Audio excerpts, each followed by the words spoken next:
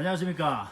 안녕하십니까. 아까는 한국에 61년도에 처음 가셨을 때에 대해서 설명을 해주셨습니다. 이번 시간에는 우리 해리스 부장님께서 1997년에 네. 서울 선교부장으로 가셨을 때 얘기를 좀 듣고 싶습니다.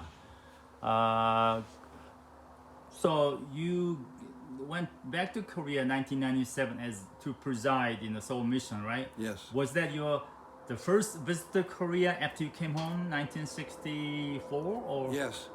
no visit between 64 and 97? No. 그러면 그때 한국에 갔을 때 느낌은 어땠습니까?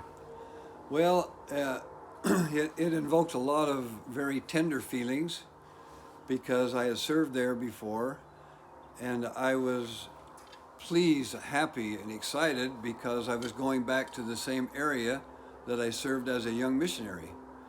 And Samcheong-dong building was still there.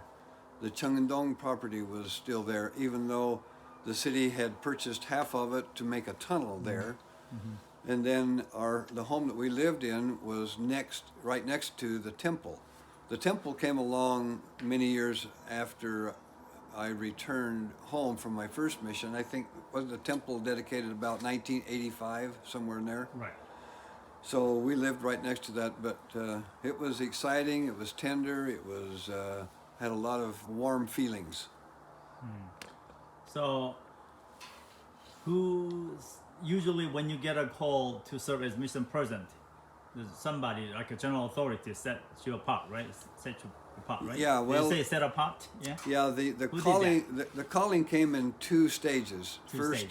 First, we had an interview with Elder Eyring, and so he interviewed us for about 1 hour. In person or over the Yes, phone? in person. In person. Yes, in person. And then the other President Hinckley's counselor, James B. Faust, finished the calling with a telephone call. And then Sister Harris and I traveled down from Idaho Falls to Salt Lake City, and President Hinckley set us apart and visited us for 2 hours.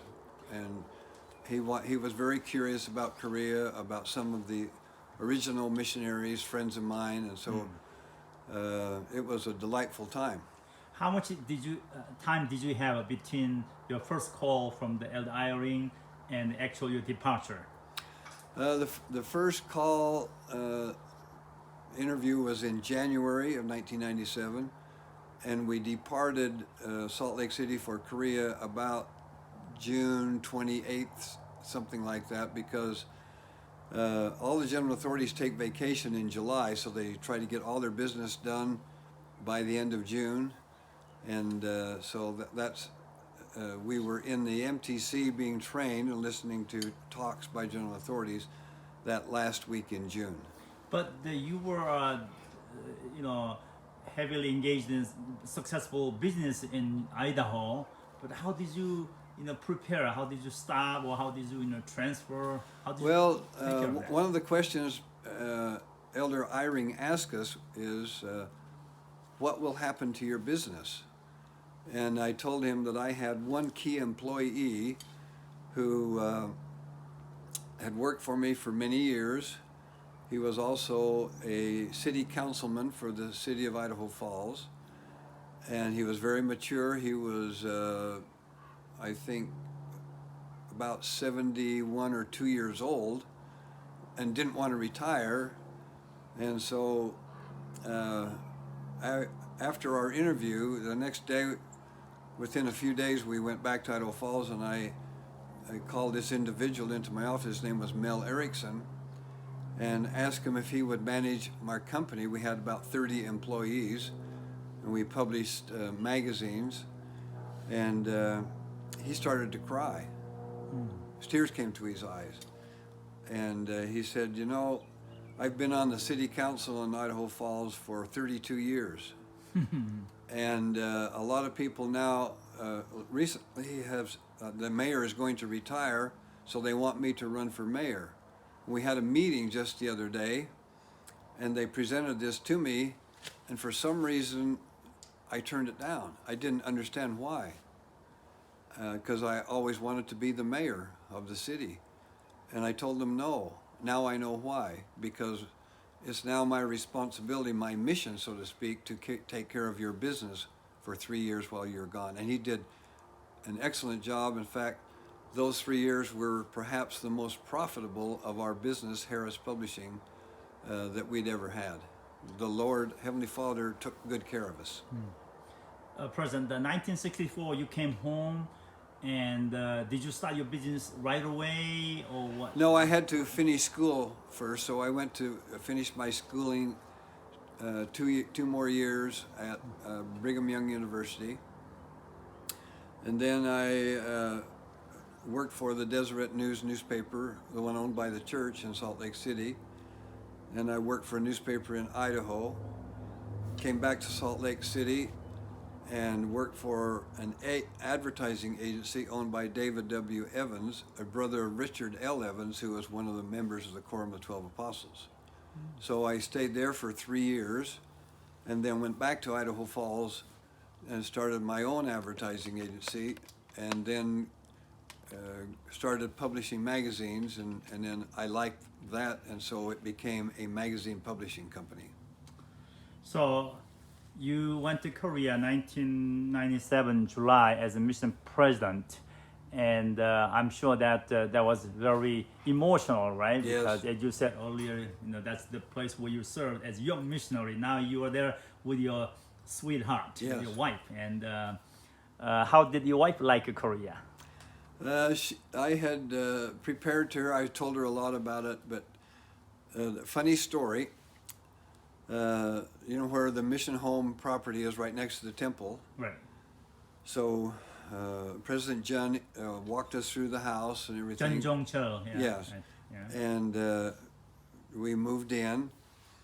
And the next morning, I got up early, put my suit and my tie on, and walked around the property. And laying just inside the gate was a Korean newspaper. Yeah. And the Korean newspaper had a big story on the front page, headlines that tall, about a naval battle between North Korea and South Korea. South Korea had sunk 2 North Korean ships. Of course, the Korean War was still going on. There was only a truce. The war never officially ended. Yeah. And so I looked at that and I thought, oh, I can't let Sister Harris look at this. She'll want to go home. She'll be scared. So I hid it. You hit it. But I later learned those things never bothered her at all. She was not frightened. She had an assurance in her heart that Heavenly Father was going to take care of us. And when those kind of stories came out in the newspaper, you know what she did? She took the scissors and cut it out, put it in her scrapbook. So she kept really good detailed scrapbooks, and she was never frightened at all. She was very peaceful. I see. So did any of your children have a chance to visit Korea while you were in Korea? Yes, we have 5 children, and all of them, some of them were married, and they brought their sweetheart and any children that they had to Korea. And our daughter, of course, we had 4 boys, 1 girl, and our daughter was spoiled, and she came 3 times. Did she? Yeah. What did she like the most about Korea? Shopping? Who, my wife? Your daughter, your spoiled daughter. Well, she liked, first of all, just to be with us. Is she the baby? The youngest? Yeah, she had, she had no children then. No, right. I mean, was she the youngest? No, child? second to the youngest. Oh, I see. Yeah. Yeah. And our youngest was serving his mission in New York City, state of New York. Was that Ryan? At the same time, his name's Ryan, yes. I remember him, yeah. Yeah.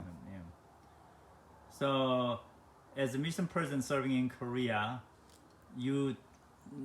I'm sure that you had a lot of opportunity to travel your area, and plus, interact with a lot of the non-members as well. I mean, do you remember any stories from those? Well, there were 4 missions in Korea, so we had half of Seoul, and then we our border went over to the East Coast, and what I remember most is you traveling with us, and how you were selected as the first counselor, as I gave a talk about Wilford Woodruff, who converted my great-great-great-grandfather, the first Harris in the church.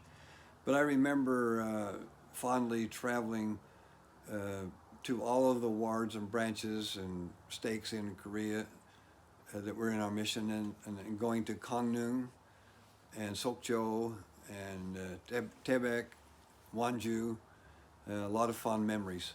And you met those mayors and the city. You